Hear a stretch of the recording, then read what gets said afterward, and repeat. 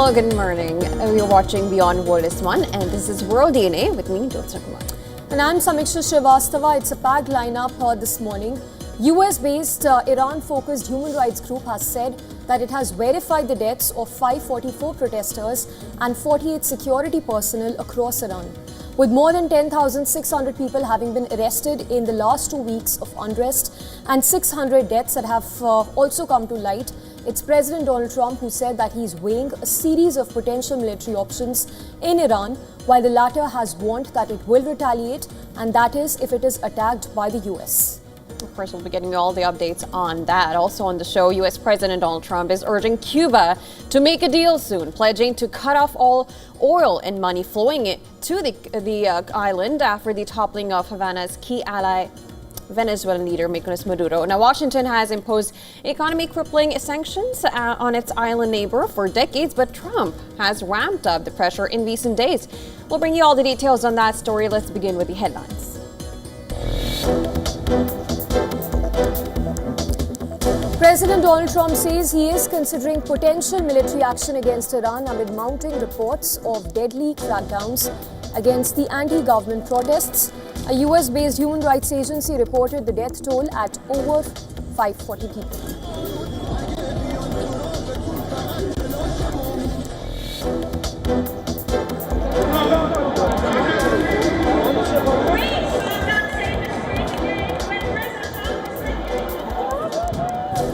Nearly 2,000 people protest for regime change in Iran outside the residence of British Prime Minister Keir Starmer.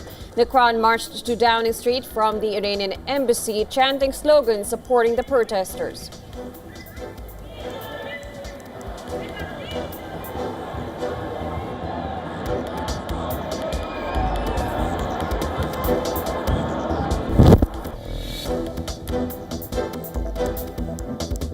Minneapolis residents pay respects to Renee Good, a woman fatally shot by an immigration agent earlier this week. Trump administration has sent hundreds of more federal agents to the city.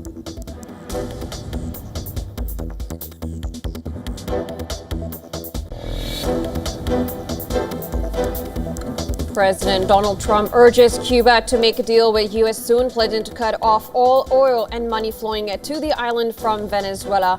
Cuban president says no one would tell his country what to do.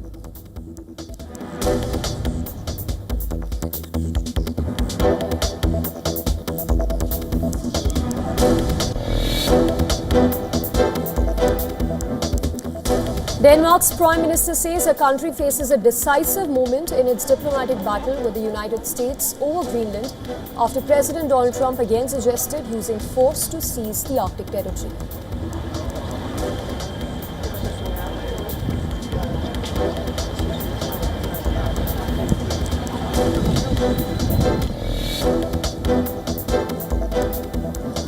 Hong Kong's High Court to hear mitigation plea of pro-democracy tycoon Jimmy Lai today. This is the final step before sentencing in a landmark national security trial that could see Lai jailed for life.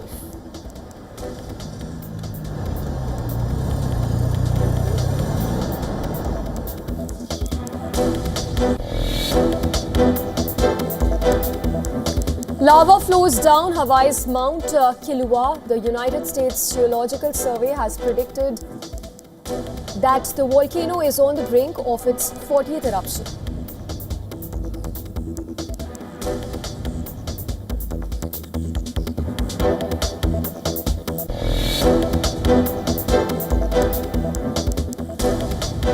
Gold prices jump about 2% to a record high near $4,600 an ounce in Asian trade. As weaker U.S. jobs data rises expectations of Federal Reserve rate cuts and geopolitical risks boost demand for the safe haven metal.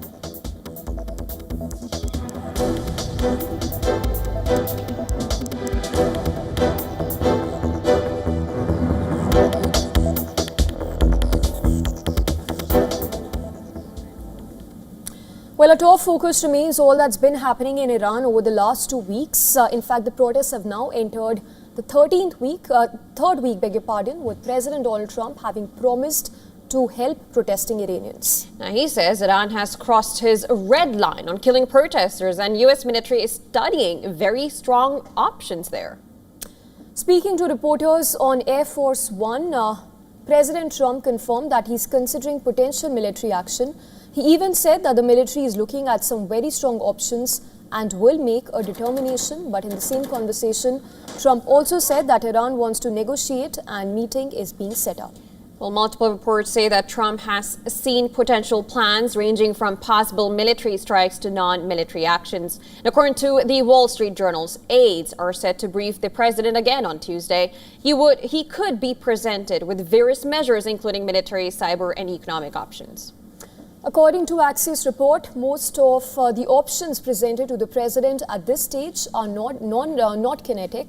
They include cyber attacks, information and propaganda operations, further sanctions, and even deploying forces such as an aircraft carrier to the region.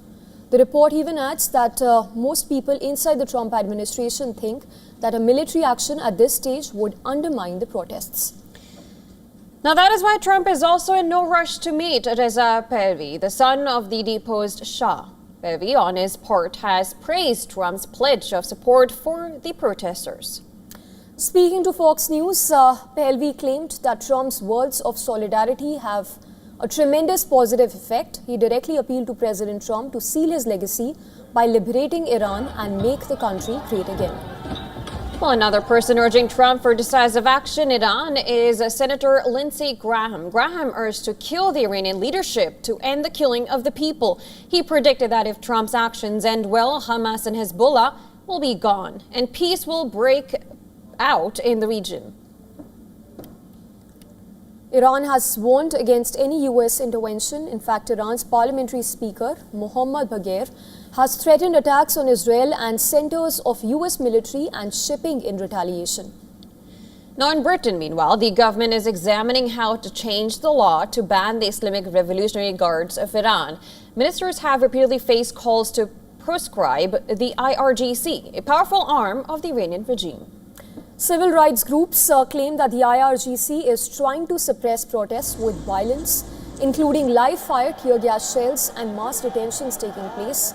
According to US-based human rights activist news agency, at least 544 people have died during the ongoing protests, while more than 10,000 have been sent to prisons.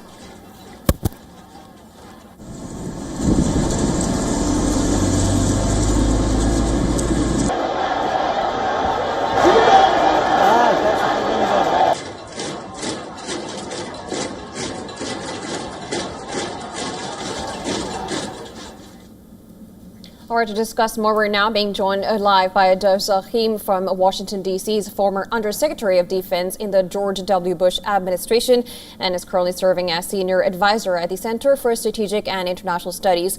Always a good time having you on the broadcast. Mr. Zahim, I'll just start by asking, U.S., of course, has said that they're looking for options, how to handle this issue in Iran.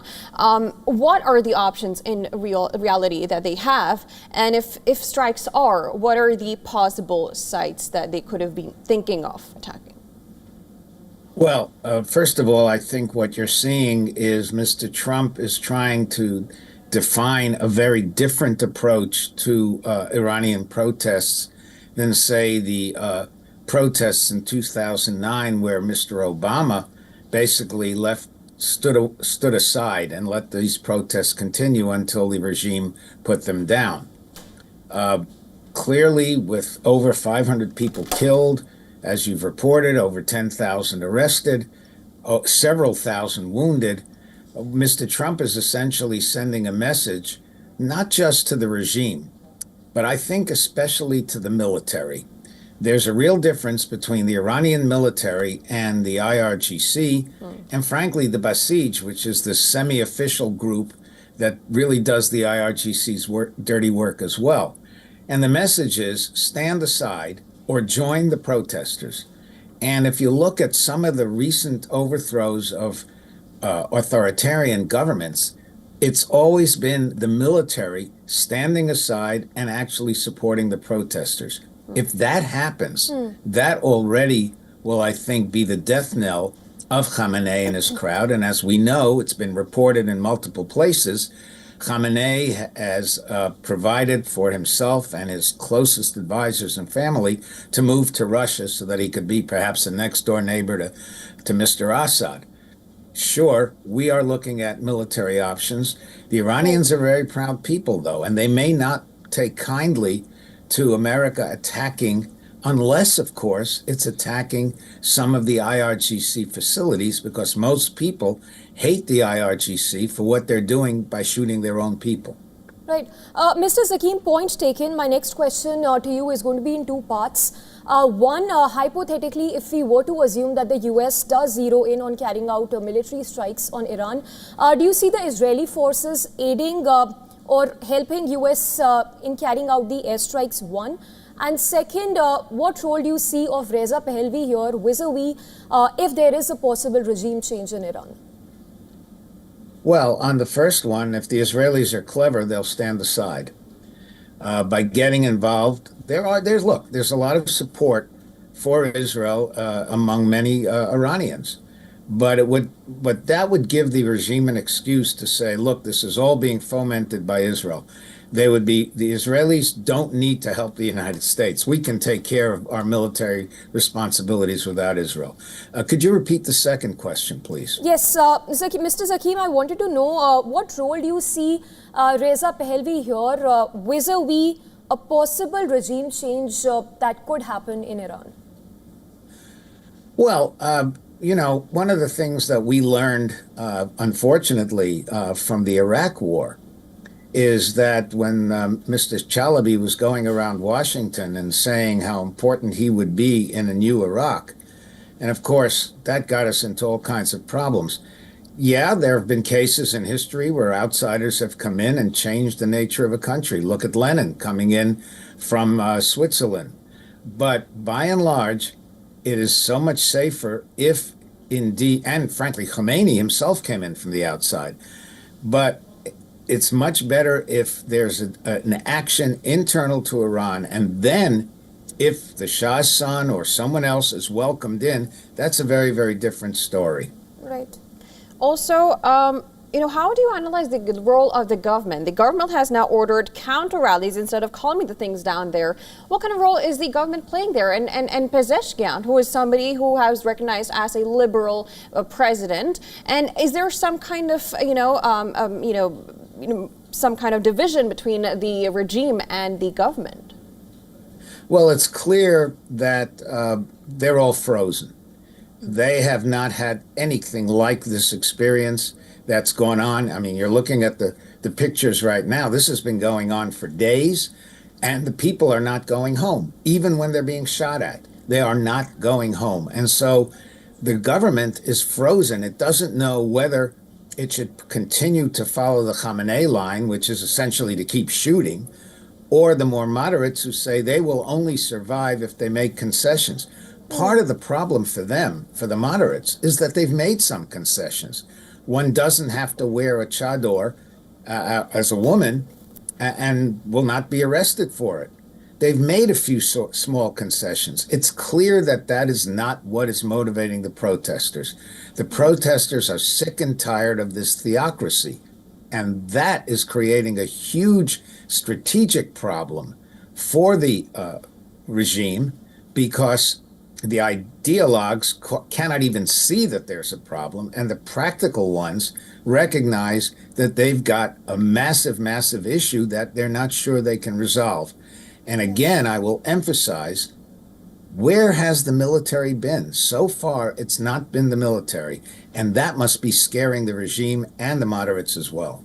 Right. Mr. Zakim, point taken. And just to continue with the earlier point I mentioned regarding the involvement of Israel, the reason I said that is because Netanyahu has been quite equivocal, calling on the protesters to ramp up their protests. But that's all the time we had on the broadcast here. Appreciate you joining us and speaking to WION. Look, Netanyahu has made his career out of saying he's the security prime minister. And of course, that was shattered by the October 7th Hamas attack. So he's trying essentially to redeem himself. He's already done some of that in Lebanon. He's done some of that by essentially weakening Hamas. And of course, if Iran loses the regime that it has now, Where does Hamas get its support? Where does Hezbollah get its support? They would like to tag along, but his strategy has always been to drag the United States in. Mr. Trump, he doesn't need anybody to drag him in. He's ready to go in if he wants to go in. Maybe the Israelis will tag along, but that would only be in order to enhance Netanyahu's own image as the security guy. Right. We don't need the Israelis for this. Of course, we'll be looking at how this might be solved without really military strikes. We got to see that and how the whole thing plays out and how the world looks at this. But thank you so much for joining on the broadcast and giving your opinion. A pleasure talking to you. Thank you so much for having me.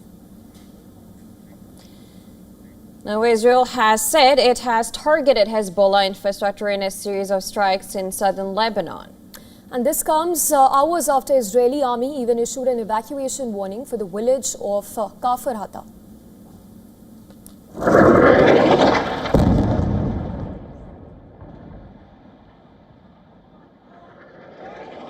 This captures the exact moment that you see right on your screens. These strikes that occur, a building is reduced to rubble within minutes. According to Lebanon's official national news agency, more than 10 strikes were launched, resulting in significant damage to buildings in the Lebanese village. The visuals on your screens are from the village of El Katrani, which shows smoke billowing from the Israeli airstrikes. The strikes also come days after the Lebanese army stated it had completed the first phase of a nationwide plan to disarm Hezbollah south of the Litani River, which is located about 30 kilometers from the Israeli border. Israel has continued regular strikes in Lebanon despite a ceasefire agreed in November 2024 that aimed to end more than a year of hostilities with the Iran-backed group in the region. It was on Thursday that Lebanon's army said that it had achieved the objectives of the first phase of the disarmament plan, that is in areas south of the Litani, and intended to extend it across the country. Meanwhile, Israeli Prime Minister Benjamin Netanyahu's office said the ceasefire states clearly Hezbollah must be fully disarmed, adding that Lebanon's steps were an encouraging beginning, but far from sufficient. Despite the truce, Israel has also maintained troops in 5 areas of southern Lebanon it considers strategic.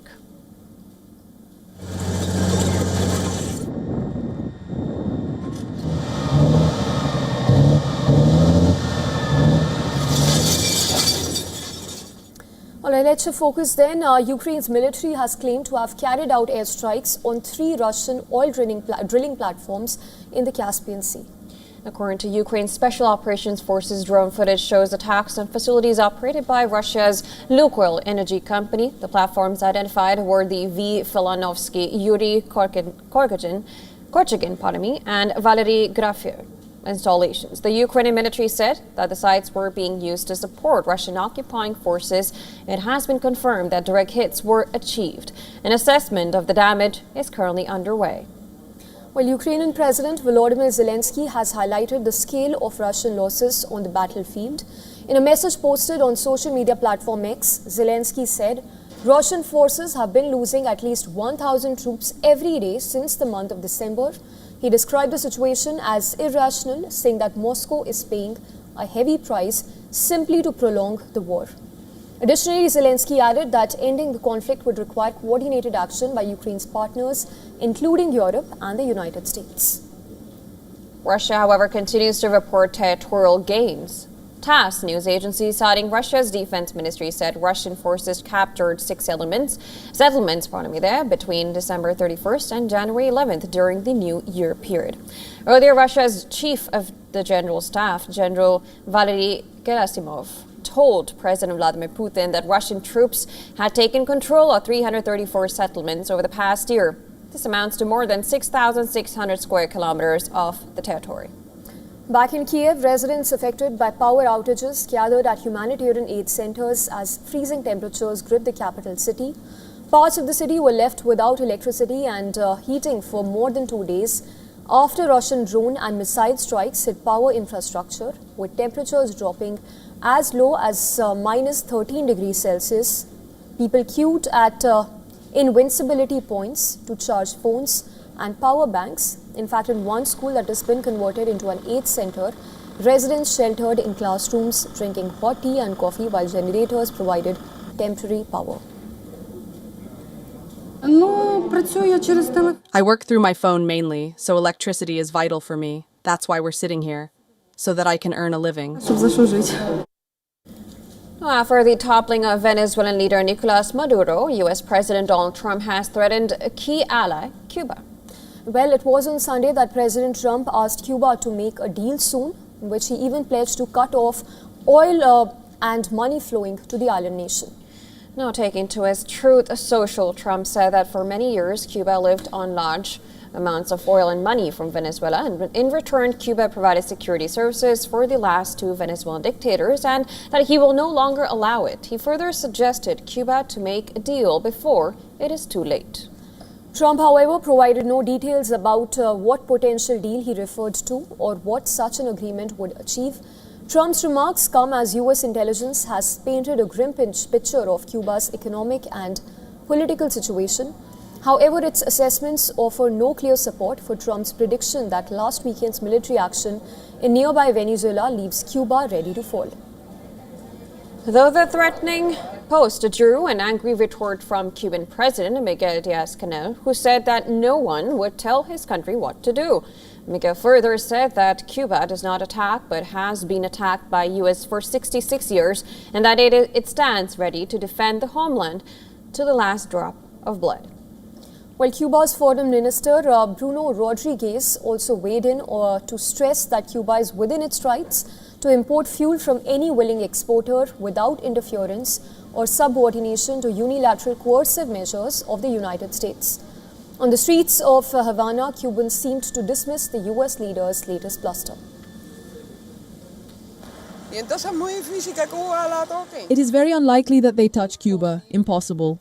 I can assure you, Trump is not going to touch Cuba. He is not going to touch it.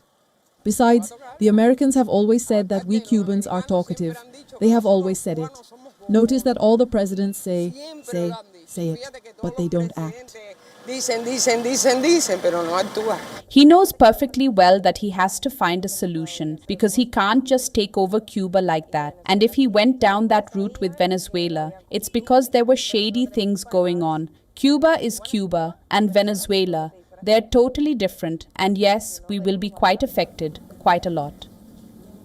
Earlier, the U.S. President reposted a message that jokingly suggested U.S. Secretary of State Marco Rubio, who is the child of Cuban immigrants, could also become the president of Cuba. Well, it is known that U.S. Special Forces raid on Maduro and his wife left dozens of the ousted Venezuelan president's security personnel dead, many of whom were Cubans. For decades, Washington has imposed economy-crippling sanctions on Cuba, but Trump has ramped up the pressure in recent days. A Cold War-era U.S. trade embargo has clinched Cuba's economy beginning in 1962, and since 2000, Havana increasingly has relied on Venezuelan oil provided as part of a deal struck with Maduro's predecessor, the leftist Hugo Chavez.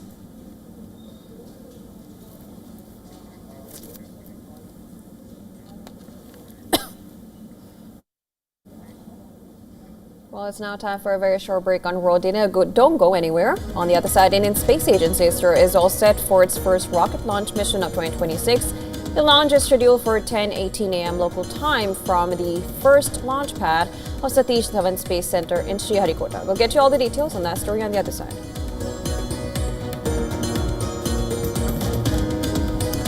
Also tracking the latest from Pakistan, security forces resorted to shelling to disperse supporters of Imran Khan's party, the PTI, which held a rally in Karachi on Sunday. We'll get you the latest on that after we come back.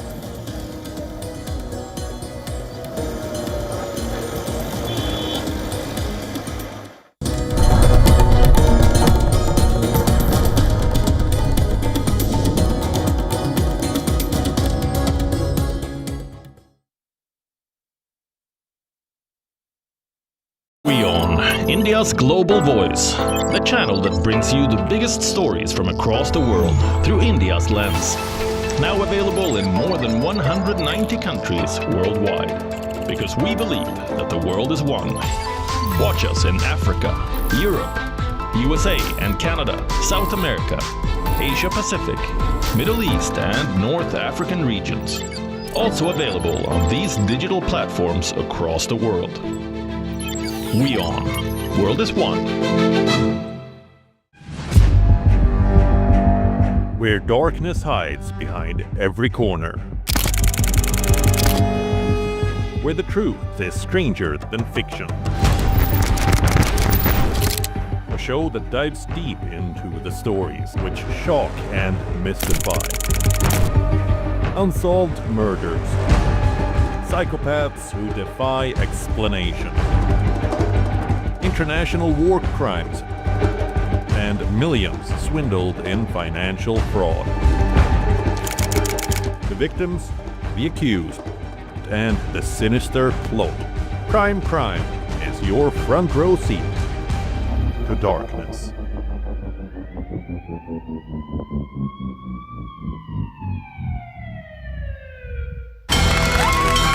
From the bustling trading floors of Wall Street to the vibrant exchanges of Asian stock markets, WION breaks it down for you to make sense of what's happening, as we reveal the key factors behind events, strategic battles, and the game-changing business decisions that shape the world. We bring you all of this and more on World Business Watch. Rashtriya Swayamsevak Sangh. To some, it's an extreme ideology. To others, it's the very soul of India. To some, it's rebellion. To others, it's a principle of nation building. Coming soon to challenge perceptions in RS's centenary year, Kesariya at 100. WION, India's global voice, the channel that brings you the biggest stories from across the world through India's lens. Now available in more than 190 countries worldwide, because we believe that the world is one. Watch us in Africa, Europe, USA and Canada, South America, Asia Pacific, Middle East and North African regions. Also available on these digital platforms across the world. WION, World is One. Where darkness hides behind every corner, where the truth is stranger than fiction. A show that dives deep into the stories which shock and mystify. Unsolved murders, psychopaths who defy explanation, international war crimes, and millions swindled in financial fraud. The victims, the accused, and the sinister plot. Crime is your front row seat to darkness.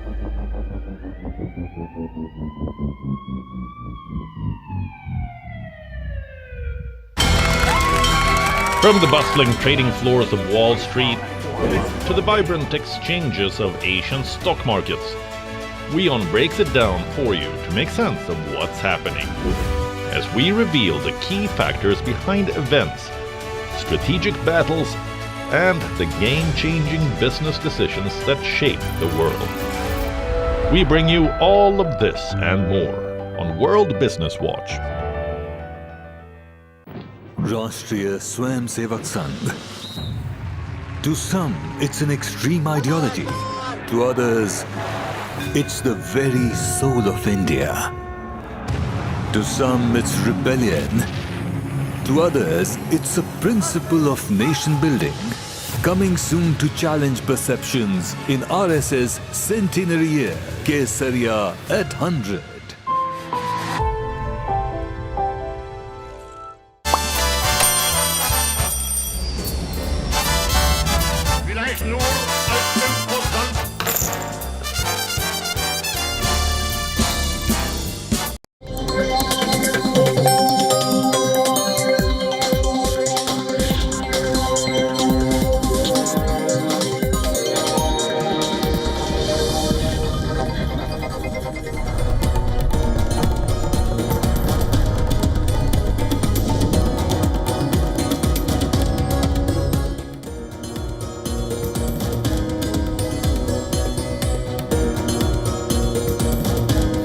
Welcome back. You're watching World DNA. Let's get started with the headlines. US President Donald Trump claims Iran's leadership had calls seeking to negotiate after his threat of military action, and a meeting is being set up. But the president also adds that US may have to act before a meeting.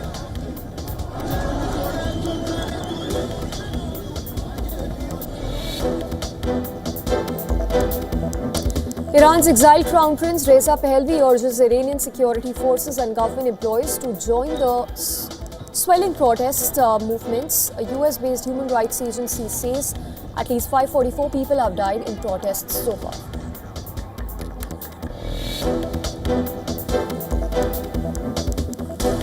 Denmark's prime minister says her country faces a decisive moment in its diplomatic battle with the United States over Greenland after President Donald Trump again suggested using force to seize the Arctic territory.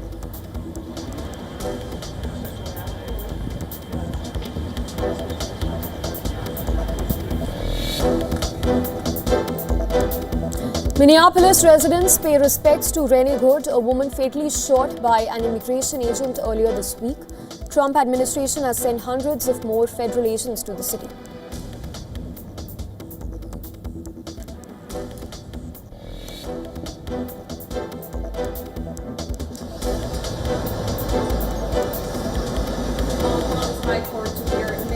Plea of pro-democracy tycoon Jimmy Lai today. This is the final step before sentencing in a landmark national security trial that could see Lai jailed for life.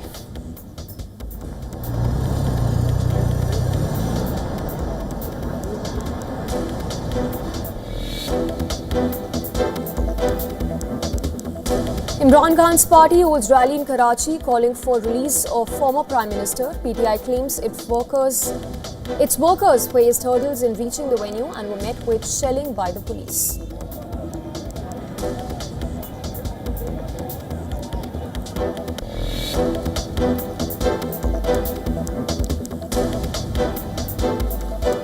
Actor politician Vijay is expected to appear before CBI today. He could be questioned in a case related to the stampede that killed 41 people during his party's political meeting in Karur.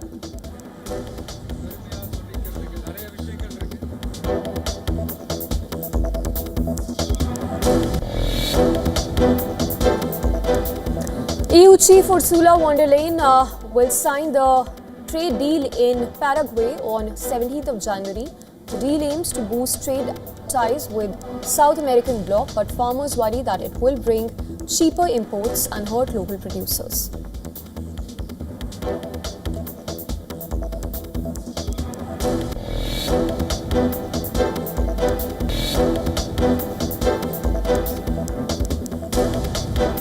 Lava flows down Hawaii's Mount Kilauea. The United States Geological Survey has predicted that the volcano is on the brink of its 40th eruption.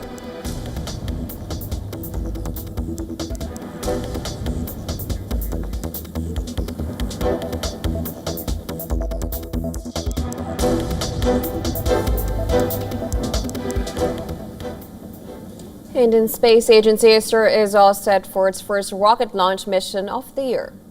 Well, the Polar Satellite Launch Vehicle Mark III will perform a commercial launch, ferrying 16 satellites later today. And the launch is scheduled for 10:18 a.m. local time from the first launch pad of Satish Dhawan Center in Sriharikota. Well, this mission is being facilitated by New Space India Limited, which is the commercial arm of ISRO. The 16 satellites to be ferried belong to India, Europe and Brazil. The primary satellite of this mission is EOS-N1 or Anvesha, which is an Earth observation satellite built by India's Defence Research Development Organisation, the DRDO. Now, the strategic U satellite is to be placed 511 kilometers above Earth. The EOS-N1 is a hyperspectral imaging satellite, and this means it can see much more than human eye or a conventional optical imaging satellite. In addition to imaging the Earth in detail, this satellite can specifically identify and differentiate between the materials that it sees. And let's say that a metal bunker or concrete structure is camouflaged by vegetation. Anvesha will be able to differentiate between the two. Well, in addition to the EOS-N1, there will be 15 co-passenger satellites aboard the PSLV. 7 satellites of these are from India, 2 from Europe and 5 from Brazil and 1 from Nepal. Many of these satellites are from academia or startups, and they are meant to demonstrate unique experiments in space. The launch marks the return of ISRO's workhorse rocket PSLV. It returns to flight after a rare failure in May 2025.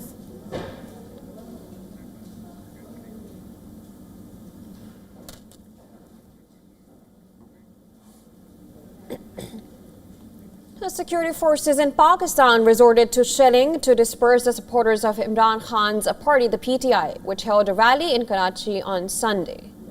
Well, the protesters called for the release of country's former Prime Minister Imran Khan, and this while the Sindh provincial government had granted PTI permission to hold a public gathering at Bagh-e-Jinnah Park, but the party cited a delay in receiving a permit and announced a last-minute change to the gate of Mazar-e-Quaid, which is the mausoleum of the nation's founder.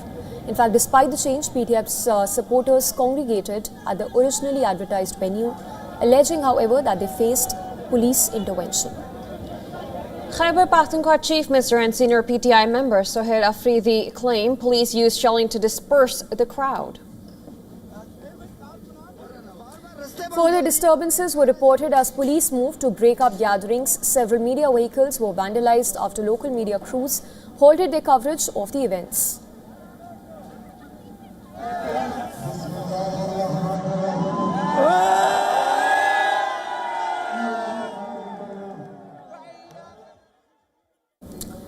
Moving on to Nepal then, where thousands of supporters of the deposed royal family took to streets calling for restoration of the monarchy ahead of March elections.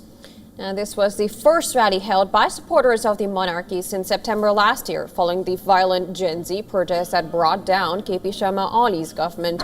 The pro-monarchy rally were notably peaceful in comparison to the one held last year in March that saw the death of 2 people.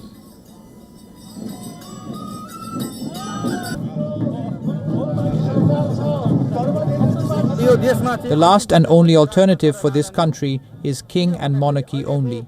In the present context and the path the country has taken after the Gen Z movement, there needs to be monarchy restored to manage the situation.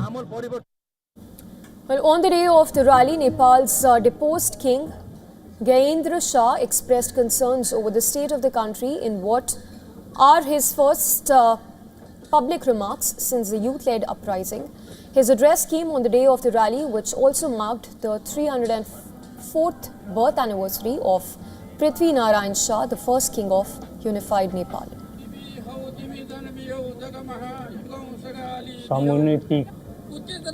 Move forward in the journey of prosperity. Due to the failure to understand Nepal's sensitive situation and the changing geopolitical context, we have reached a state where we are losing the trust and confidence of friendly nations.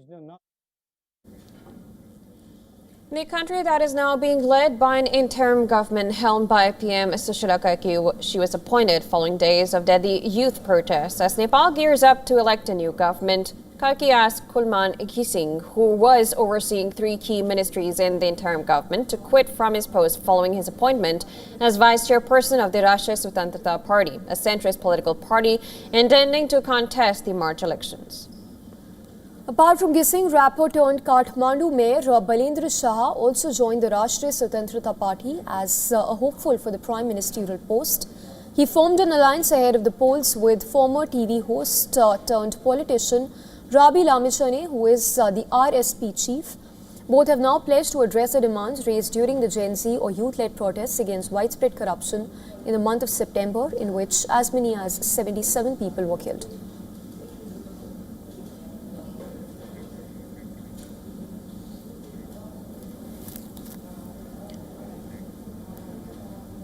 Japan's Prime Minister Sanae Takaichi is preparing for snap elections now. Well, she's banking on high approval ratings to ensure a full majority in the parliament, which has remained fractured since last year's elections. Japan's Prime Minister is reportedly planning to dissolve the parliament later this month, and this will pave the way for general elections in February. Japan has been facing political uncertainty since 2024. After former Prime Minister Fumio Kishida's resignation, Shigeru Ishiba came to power and called snap elections in the month of October 2024. He had also aimed to capitalize on approval ratings, but the move backfired and Japan's Liberal Democratic Party lost its majority in those elections. Takaichi inherited the parliamentary composition that Ishiba left behind. Japan's ruling coalition holds a thin majority in the lower house, and it is in minority in the upper house. And this makes it difficult for the government to push through its key legislative agenda.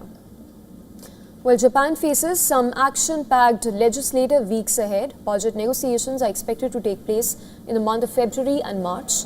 But tensions within the ruling coalition and a hostile opposition may bring about a deadlock in the parliament. Seemingly to avoid this, Takaichi is now going back to the ballot and seeking a clear mandate from Japanese voters.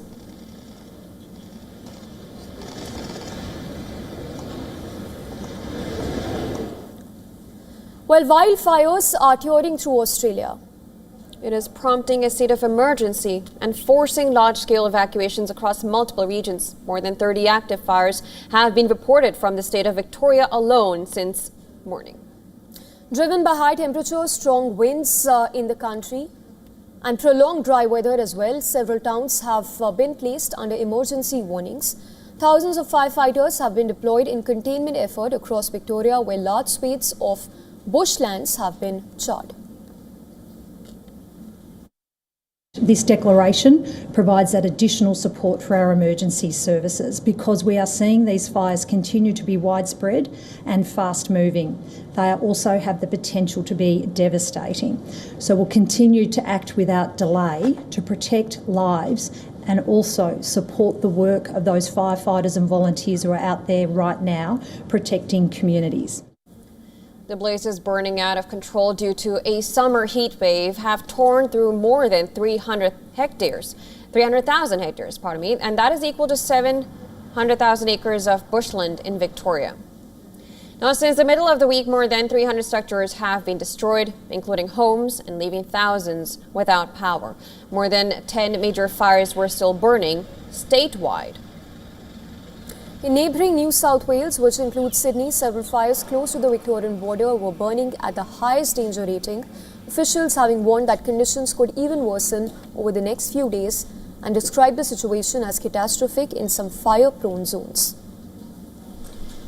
Disaster response measures have been intensified with additional resources deployed to protect lives and critical infrastructure. Authorities are also saying that the fires are the worst to hit the southeast since the 2019-2020 Black Summer blazes that destroyed an area the size of Turkey and killed 33 people.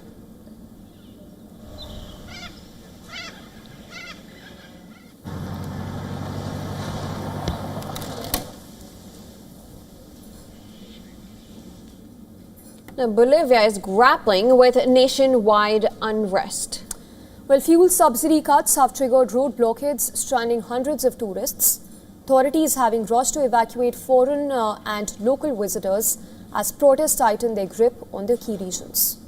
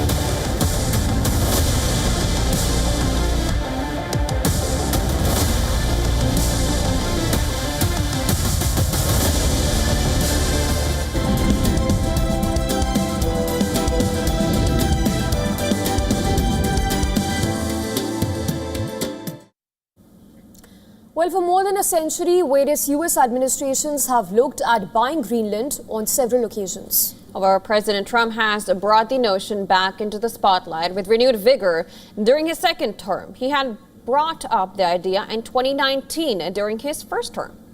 Now, during his second term as well, Trump has proposed to pay $10,000 to $100,000 in cash to each Greenland resident to buy it. Trump's chorus-signing administration has portrayed the buying of the island as an important step towards securing vital resources, protecting the Arctic, and thwarting Chinese and Russian threats in the region. According to Polymarket, a study shows that the U.S. president's new H-1B fees for each new visa application will far exceed the money needed to buy the self-governing territory within the Kingdom of Denmark. That comparison has gained significant traction following recent policy updates from the U.S. government. Now let's look if the maths adds up. The proposed $100,000 cash payment for each of Greenland's approximately 56,000 to 60,000 residents would total roughly to $5.6 billion to $6 billion. Trump signed an executive order in late 2025 imposing a $100,000 fee on each new H-1B visa application, given the annual H-1B cap of 85,000 visas. A full year of these fees would generate about $8.5 billion in revenue. That is provided the visa cap is met. So the revenue from a single year of H-1B fees of about $8.5 billion would exceed the total estimated cost of the payouts to Greenland residents of roughly $6 billion. And let's take a look at the catch now. Officials from Denmark and Greenland have continued to reject Trump's idea of buying the island. The $100,000 fee for new H-1B petitions has become a focus of intense legal battles since late last year. Still, the Denmark government's position is that it is up to Greenland to decide on its own future.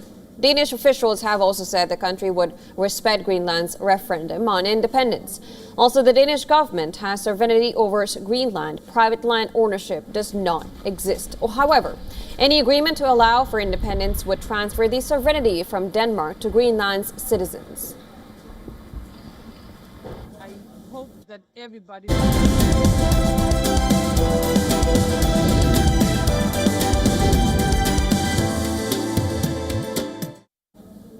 Now in Las Vegas, one hotel is doing check-in differently. Well, your room opens with a simple QR scan, and Otto, the humanoid concierge, hand-led guest requests in real time. Well, Otto learns guest preferences and personalizes stays for them. From dinner to housekeeping, it does what used to take a team. Here's a report, Chelsea Board. Take a look.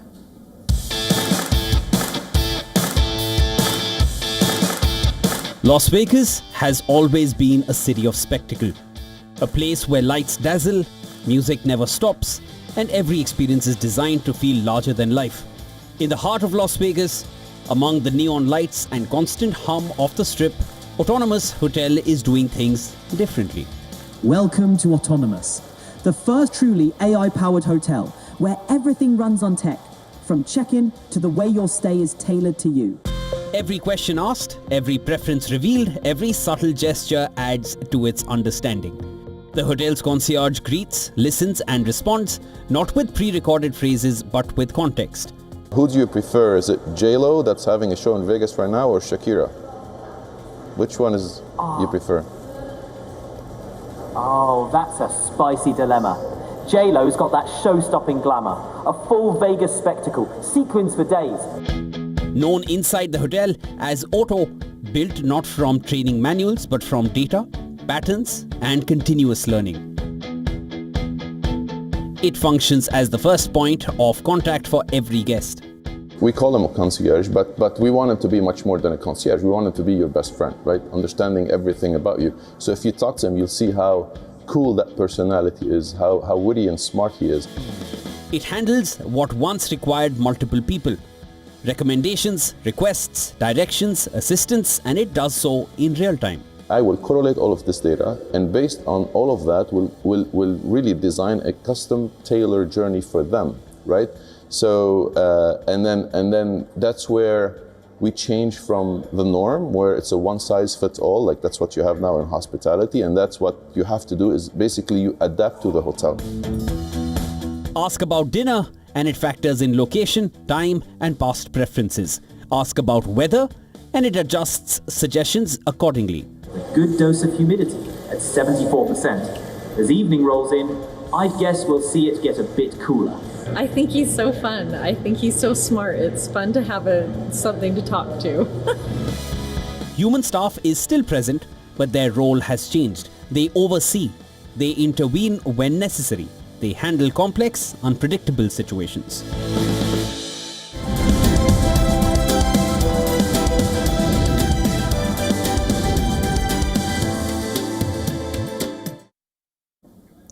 And from the world of football then, Barcelona defeated Real Madrid in Jeddah to claim back-to-back Spanish Super Cup titles. It marked the 16th triumph in the competition for Hansi Flick's side. The match was a rematch of last year's Spanish Super Cup final between the two rivals. The first half delivered plenty of drama.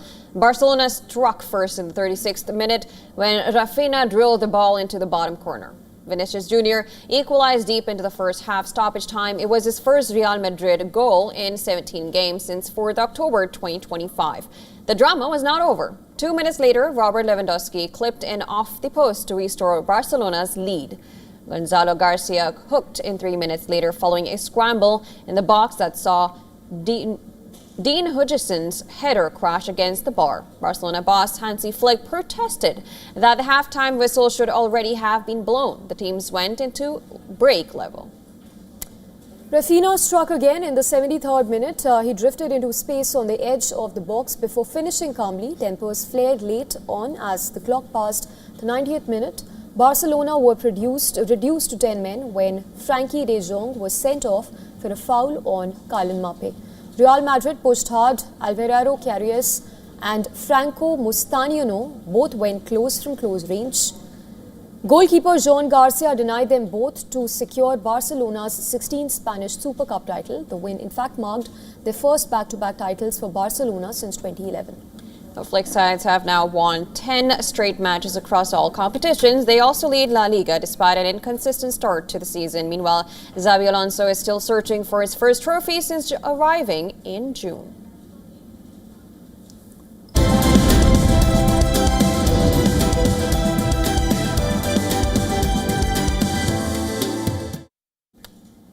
And the hills of Darjeeling and the Indian entertainment industry are mourning the sudden death of Prashant Tamang. He made waves in 2007 after his big win at a singing reality show. Prashant Tamang died on 11th of January 2026. At the age of 43, he was found at his residence in New Delhi after suffering a massive cardiac arrest. Reports indicate that he had recently returned from a live performance in Arunachal Pradesh and appeared to be in good health. He was rushed to a hospital in Delhi but was declared dead on arrival. In 2007, Prashant's victory in 2007 was far more than a reality show win. It was a cultural revolution, a humble constable for the Kolkata police. He represented the common man in a way few others had. He was the first contestant from the northeastern side of India to achieve such massive national stardom. His win was fueled by an unprecedented voting movement where the Gorkha community and people from the hills across India and Nepal united, contributing to over 70 million votes. For many, Prashant became the Pahar Ko Gaurav, meaning the pride of the hills. His victory gave a voice and a sense of belonging to a community that often felt marginalized in mainstream Indian media.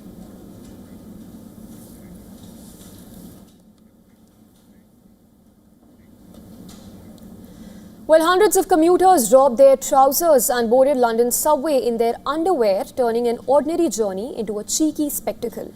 And of course, it bewildered the onlookers who watched. On Sunday, a group of participants came together for the daring annual tradition of riding the city's bustling metro without trousers. Passengers were treated to a parade of shorts and flamboyant undergarments as the quote-unquote no trousers tube ride snaked through parts of the London Underground. At Liverpool Street Station, participants staged a quick dance in the main hall. This cheeky early tradition dates back over 2 decades. It is inspired by a 2002 event in New York by a local comedian, Charlie Todd. The challenge has grown into an annual London tradition since 2009. I just wanted to do something different. I came across it. I've been seeing it for a couple of years. I've been living in London for about 12 years now. And I just thought, why not? You know, like do something different, push myself a bit. So, yeah. Well, with that, we call a wrap to World DNA for today. News and updates will follow on the other side. Keep watching WION World is Fun. Thanks for tuning in.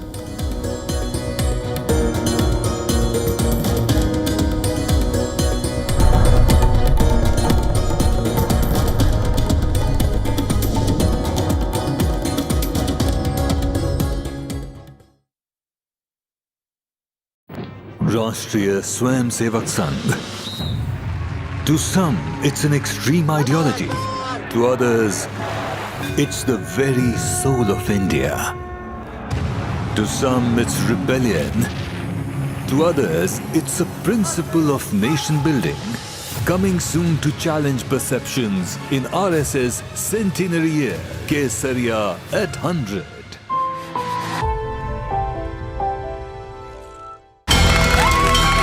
From the bustling trading floors of Wall Street to the vibrant exchanges of Asian stock markets, WION breaks it down for you to make sense of what's happening. As we reveal the